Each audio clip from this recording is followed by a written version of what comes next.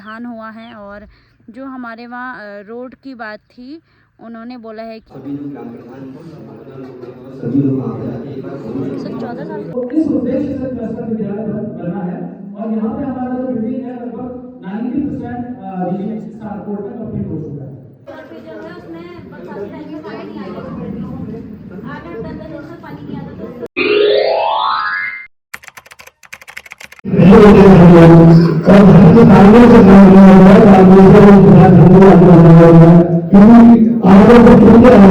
हम लोग 5 साल के लोग यहाँ पे कहीं नहीं हम लोग अपने क्षेत्र में लागू करना खराब हो गया और मैं मुझे आपको ये कहना कि सर आप हमारे जिला अधिकारी और शुद्ध संस्कृति को करना पड़ता है। हम अपने विधानसभा में हमारी बात कर ये हमारी सरकार हमारी मंत्री जी क्यों आपको शिक्षक नहीं मिल रहा है, क्यों आपको काम नहीं मिल रहा है, तो कहीं ना कहीं जब अगली बार आपका और उस लोग में मैं शामिल होगा अगर उसे खिलाड़ी आप नहीं होंगे तो मेरा कभी ऐसा कहना कि हम मैं उसी समाज को मंत्री बात करूँगा कि क्यों हमारे खिलाड़ी होंगे, क्या हमारे जनप्रतिनिधि जरूरत बनी है। और कहीं कहीं हम लोगों की कहीं बातों में अधिकारी नहीं आ रहा है, मैं तो पता ही नहीं अधिकारी खेलने आएंगे किधर रहना चाहिए, मैं उसको जानता हूँ लेकिन कोई तो मेरे हाथ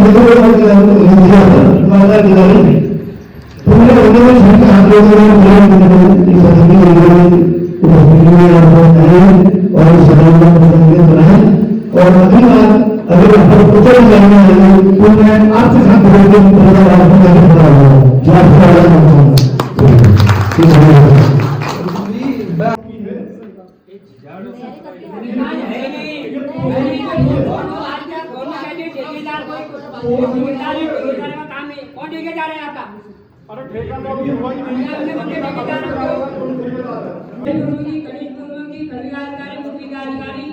एवं तमाम और हमारे प्रधान संगठन के 2 अध्यक्ष एवं क्षेत्रीय पंचायत समिति, जिला पंचायत सदस्य, सारे प्रधानगण, मातृशक्ति, सारे कर्मचारी वर्ग, पत्रकार बंधु, मैं सभी लोगों को नमस्कार करता हूँ, प्रणाम करता हूँ।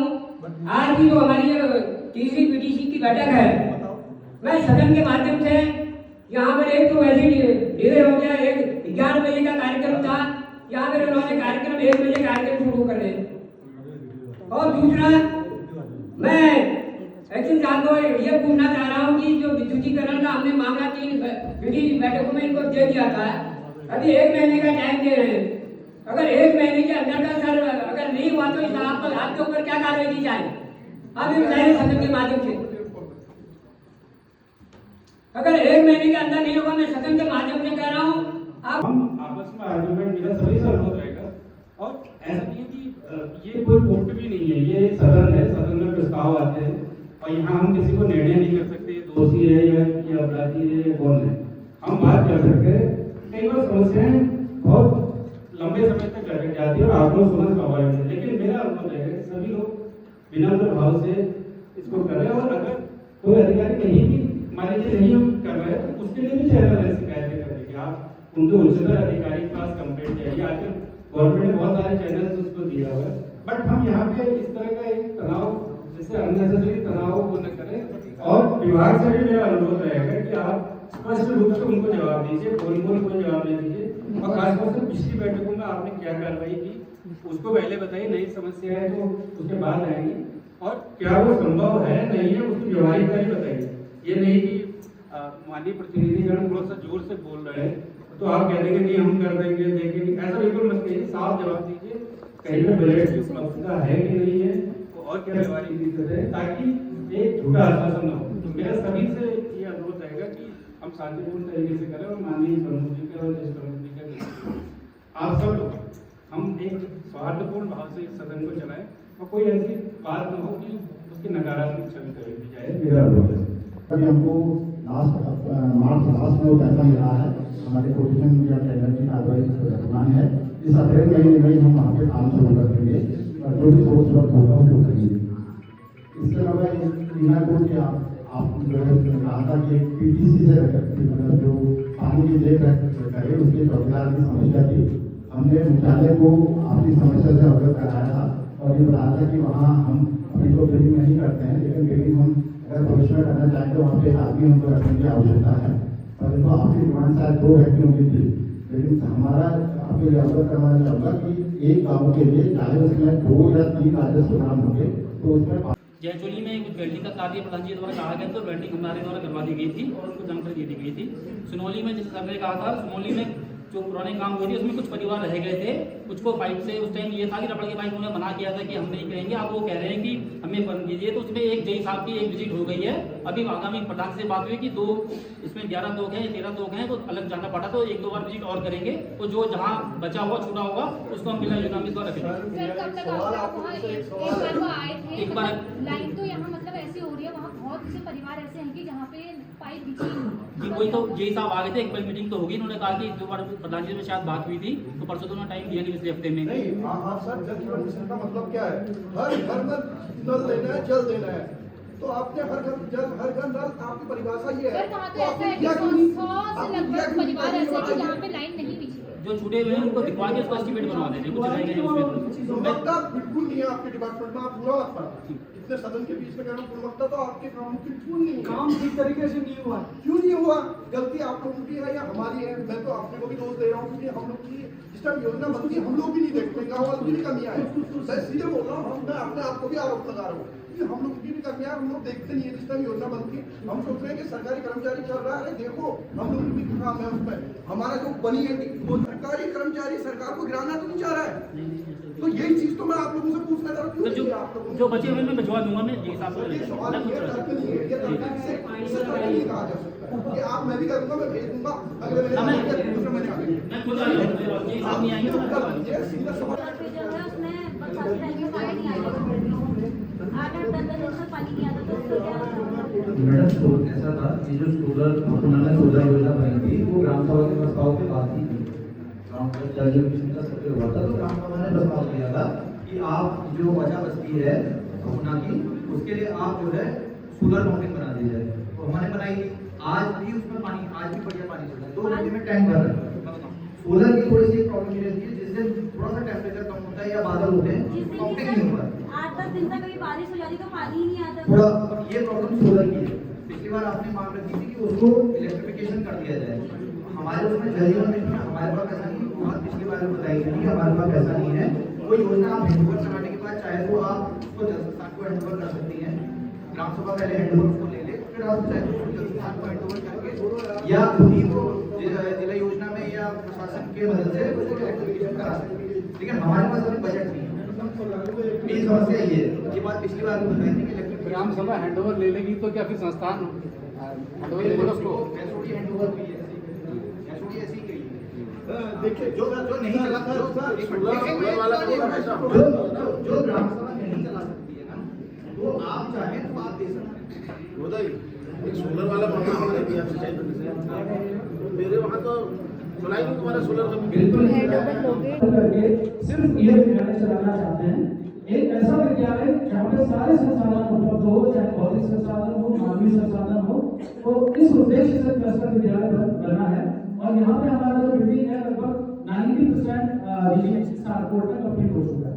वो तो ठीक है सर, एक विद्यालय को बनकर एक ही जगह का जो पहले प्रस्ताव था, अगर ये हटा है तो वो तो अच्छी बात है कि एक अलग से विद्यालय बने, जिनके बच्चों को वहाँ पढ़ना होगा वो जाएंगे, जो विद्यालय बंद न हो कि 5-6 किलोमीटर दूर से बच्चा को वहाँ लाना पड़ेगा। विद्यालय बंद बिल्कुल नहीं होगा, ये सिर्फ जो है संसाधन से पूर्ण ऐसा विद्यालय बनाना है जो अट्रैक्ट भी करे बाकी क्षेत्र को और वहाँ सारी सुविधाएं उपलब्ध हो, यही उद्देश्य है। ठीक है सर, ये तो मेरा दुर्भाग्य है।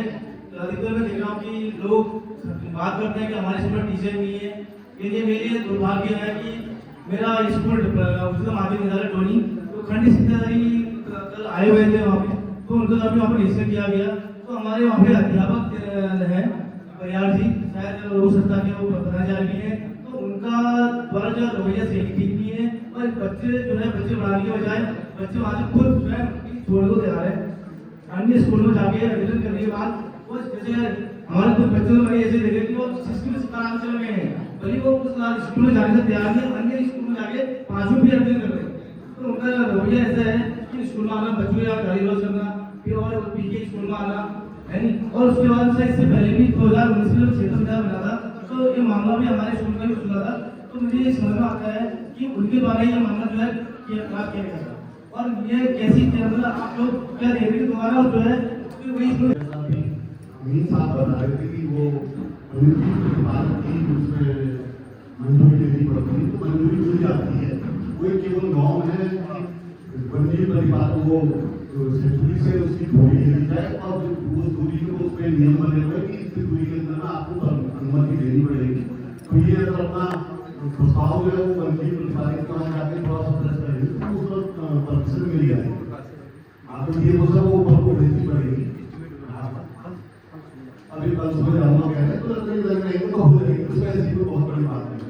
तो धन्यवाद समाचार जानकारी होगी सर। आप सहमत है ना? आप मुझे बता दिए ना ये कागज हमारे जितने भी लोग हैं इनको आप ये बता दीजिए सर कि इतने दिनों में स्टूडेंट बना के जो प्रस्ताव है उसको भेज देंगे और उस प्रस्ताव को भी हमारे प्रधान संगठन के जो अध्यक्ष हैं इन लोगों को दे देना और हमें भी दे देना। वो जो हम मंत्री जी और सांसद जी से बात कर सकते हैं क्योंकि है ना मौके की नहीं दे रहे सर। अब खाली अगली बैठक में आप अभी परेशान होगा, आपको सुनना पड़ेगा। तो इससे अच्छा है आप आपकी कार्रवाई में खोज चीजों में हमारे पास सर इस हफ्ते का स्टूडेंट बन जाएगा। इस हफ्ते का स्टूडेंट बन जाओ हम भेज देंगे आप उसके कॉपी उसकी कॉपी आप हमारे जिलाधिकारी महोदय और एक प्रधान संगठन के बाद आगरा वालों को और एक जाके फंडू और देखते फंडू को ठीक हो गया। ठीक हो गया, सबसे चल जाए। धन्यवाद। और कोई और अब हमें आपको लगना पड़ेगा कामगार जरूर और एक इसी में सर हमारी एक कोचिंग करने के लिए मुझे भेजा हुआ है शासन में जो 20 हजार करता है मतलब 7 हजार से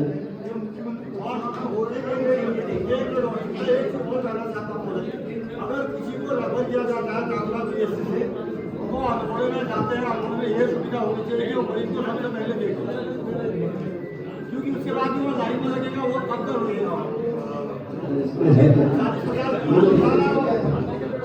मैं बता रहा हूँ आपको अभी वर्तमान में मेरे वहाँ पर 3 डॉक्टर कार्यरत हैं, 4 नर्सिंग ऑफिसर हैं, 1 फार्मासिस्ट है और 1 सर्जन है और 2 एएनएम के पदों के वहाँ पर भरे हुए हैं।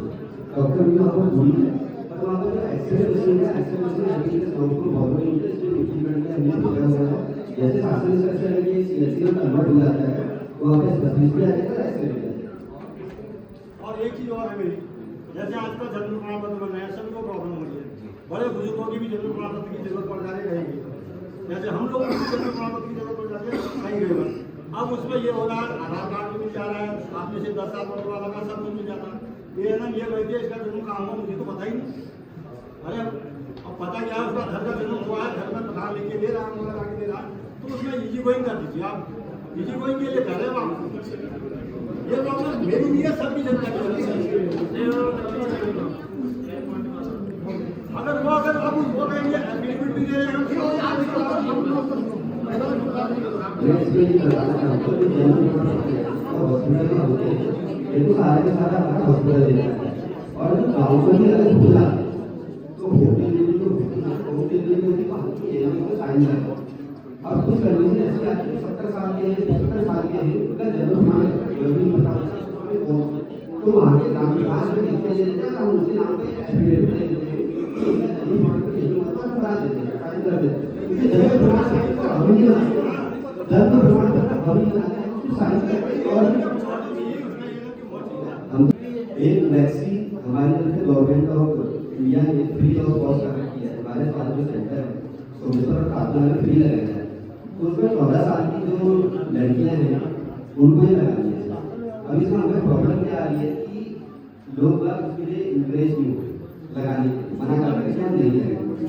मैं आप सभी के माध्यम से कहना चाहूँगा आप भी अपने वहाँ पर बोलिए, क्योंकि हमारे टारगेट भी कंप्लीट नहीं हो पा रहे और ये सारी चीज़ें जो 14 साल के बच्चों को लगना है सर्वाइकल कैंसर के लिए, तो ये चीज़ें भी पूरी नहीं हो पा रही। आप सभी जो ग्राम प्रधान सभी लोग वहाँ पर जाके एक बार 14 साल के बच्चों को ये ठीक नहीं है करके, इसलिए लोग निर्माण नहीं कर रहे हैं। आपका हम तक ठीक है, आप तक गलत है। आपको पता होगा कि हमारा पास को जो अभियान चला था उसमें भी इसी तरह के चीजें हुई थी, तो वो भी गलत कंसेप्शन को जाते हैं। तो आपको ये अभी होगी कि आप भी जागरूकता बढ़ाइए और टीकाकरण करवाइए, बहुत अच्छा कार्यक्रम है। और ये अगर आप जो अभी नियमित टीकाकरण में इसको लागू करके बताओ, हमारा मई तक का ये पायलट प्रोजेक्ट चल रहा है। अगर इसके रिजल्ट अच्छे होंगे तो सर्वाइकल कैंसर जैसी कोई चीज होती भी है क्या? नहीं, बिल्कुल होगी। जो परिवार पता करता है उसको पता रहता है कि कितनी बीमारियां होती हैं, हॉस्पिटल में इसका नहीं लगता है। और मेरा तो बहुत सर दर्द हो गया और फीवर भी आ रहा है, थोड़ा थोड़ा तबीयत ख़राब हो रही है, तो इसीलिए मैं आगे पहले ही तो मैं चली जाती हूँ। ऑलमोस्ट कंप्लीट ही होने वाला है, तो मैंने कहा जल्दी चली जाती हूँ, फिर थोड़ा ट्रैफिक वो भी हो जाएगा ना, भीड़ हो जाएगी। एक तो यहाँ की रोड की इतनी बड़ी समस्या है, सबसे ज़्यादा परेशानी तो यहाँ रोड की है। अगर यहाँ रोड बन जाएगी तो शायद कुछ हद तक चीज़ें ठीक हो जाएंगी। बाकी अभी बोला हुआ है शायद बहुत जल्दी हो जाए, बाकी देखते हैं जो भी होगा, आपको आने वाले व्लॉग्स में पता चल ही जाना है। तो जाती हूँ यहाँ तिगड़ियों फटाफट से घर। और तो मैं अभी आ गई हूँ ताकुला, बस पहुँचने वाली हूँ मैं। और वहाँ पे जो भी बात हुई आपने मेरे वीडियो के माध्यम से देख ही लिया होगा, क्या क्या यहाँ पे समस्या थी, और जो भी समस्या थी उसका आश्वासन दिया है उन्होंने, जल्द से जल्द उसका समाधान निकालेंगे। और जैसे कि एक तो हमारे ग्राम सभा की ओर से मैं जो हमारा राजकीय प्राथमिक विद्यालय है वहाँ पे एक तो अतिरिक्त कक्ष की और शौचालय मरम्मत की आवश्यकता थी, उसका मैंने एक तो हमने 2000 विद्यालय की तरफ से 2023 और 2025 को 25 में 2 प्रस्ताव गए थे, लेकिन अभी तक उसका कोई वो नहीं हुआ है, तो इसीलिए मैंने अभी बीटीसी की बैठक के माध्यम से दोबारा दिया है। बाकी देखते हैं, और जो हमारी अगली बैठक होगी वो 27 जून को होगी शायद, और तो उस टाइम बताएंगे कि जो हमने जो प्रस्ताव दिए हैं उनका क्या समाधान हुआ है। और जो हमारे वहाँ रोड की बात थी, उन्होंने बोला है कि एनओसी देने के लिए, तो एक बार हम पहले खुद पूरा जितने भी गांव में सीनियर सिटीज़न हैं सभी जाएंगे, एक बार खुद हम गांव में भ्रमण करेंगे, सर्वे करेंगे। उसके बाद जिन का भी वहाँ पे खेत आएगा या जिनकी भी ज़मीन आएगी तो उनकी एनओसी और मैंने बहुत सारी चीज़ें पूछी। और जैसे आशा मैडम के उसमें पोषण के लिए हर महीने 10,000 रुपये की फ़ंडिंग होती है, वो ये बता रही कि आगे से ही 3 साल से हो गया है ये फ़ंडिंग नहीं हो पा रही है, और आगे पता नहीं कि होगा भी या नहीं होगा। तो एक ये पूछा था, और भी बहुत सारी चीज़ें पूछी थी। उसके बाद फिर अभी चलते हैं फिर सीधे, और देखते हैं आगे का सफ़र कैसा रहने वाला है। फटाफट चलते हैं। और रिधिमा की तबीयत भी ख़राब है, तो उसके लिए दवाई भी लेके जानी है, उसके पेट में और सर में दर्द हो रहा है बहुत ज़्यादा, तो इसीलिए दवाई लेके जाऊंगी कुछ। और मेरे भी तबीयत ख़राब होगी, बुखार हो रहा है, हल्का हल्का फ़ीवर हो रहा है और सर में दर्द हो रहा है, क्योंकि वहाँ पे इतना हकाक हो गया इतना हकाक हो गया बता ही नहीं सकती हूँ। तो इसीलिए जाती हूँ, फिर मैं भी सीधे कर दिगड़ियों। एक बार आपको यहाँ का नज़ारा दिखाती हूँ, बहुत बढ़िया नज़ारा है दिगड़ियों यहाँ।